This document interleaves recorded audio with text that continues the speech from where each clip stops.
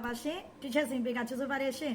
ဒီချက်ပြောစရာလေးရှိတယ်အဲ့ဒါလေးကတော့ဒီချက်ဒီဟာပေါ့နော် G9 2025 2026အင်္ဂလိပ်ရဲ့ web form လို့ဒီချက်ဒီ video file နောက်မှာရှင်းပြပေးထားတယ်တေးချာချာခက်နန်းနန်းနဲ့ရှင်းပြပေးထားရနော် G9 web form ခက်ခဲနေတဲ့တတမိမိတွေအတွက်ဒီချက်ရှင်းပြချက်ကိုတေးချာနားထောင်မှ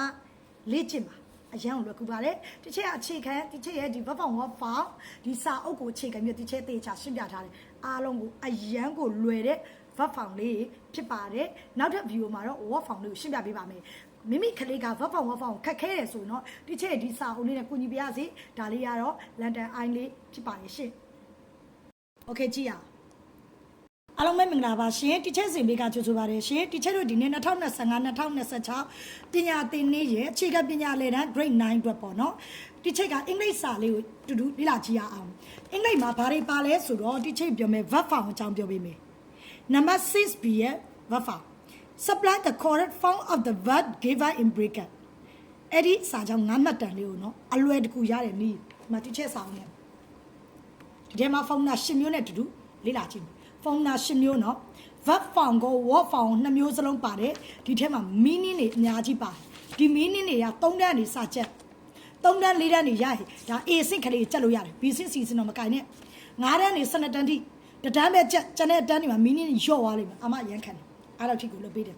โอเคဒါဆိုကြည့်ရသူကဒီမှာဝက်ဖောင်မှာသူကပေးထားတယ်အချက်ရေးဘာပေးထားလဲ It is rain outside isn't it အဲ့ is မဟုတ်လားကဲဒါဆိုရင်ဒီမှာကြည့် is I နာမှာပါလိုက်တယ်ဝက်ဖောင် form နာအရန်ကြည့်လိုက်တယ်သူအရန်ကြည့်ပါRaining R-A-I-N-I-N-G raining လွယ်တယ်တွေ့လားနံပါတ်1 she beat a travel agent for 6 years for 6 years ဘာပါလဲဒီက4ပါတယ် said already yes for ပါရင် has have plus verb 3 active voice နဲ့ passive voice နဲ့ခွဲဒါတော့ active voice ပေါ့သူတို့ကရှေ့မှာရှိရအောင်ဒါဆို has have plus verb 3ဆိုတော့ she ကsubject နေလို့ဗနေမဲ့ has verb 3 က been နားလေလားနားလေဆိုဆက်ကြည့်မယ် her brother told me that mama hasn't have her breakfast yet ဘာပါလဲ yet ပါတယ်မ yet ပါတယ်ပြောလား said already yes ပါလေ has have plus verb 3ဒီမှာကျတော့ have plus ဘာဖြစ်မလဲ verb 3ဆိုတော့ have have ရဲ့ verb 3ကပါလေ hadဟာလား okay ရပြီ has နံပါတ်ပါလိုက်လေ verb 3လိုက်တယ် okay နောက်တစ်ခုဆက်ကြည့်မယ် he not missed classes if he had not broken his legs in an accident ဒါကတော့ if cloud လို့ခေါ်တယ်ဒီချေတော့ဒီ G9 test book ကို grammar ကိုတေချာလေ့လာလို့သိလိုက် subject have plus verb 3 subject have plus verb 3ဆိုရင်သူ့ရဲ့ pattern would have plus verb 3ဆိုတဲ့ pattern ရှိသူရဲ့ pattern ရှိရနော်ကဲဒါဆိုရင်ဒီမှာရေးမယ်ဘယ်လိုရေးမလဲ would not have missed ပေါ့ not ပါတာ would not have missed would have not missed လို့ခေါ်တယ်ပြီးတော့ပါပြီIt can be very dangerous to drive through a red line ဘာပါလဲ TO2 ပါတယ်ဒီမှာ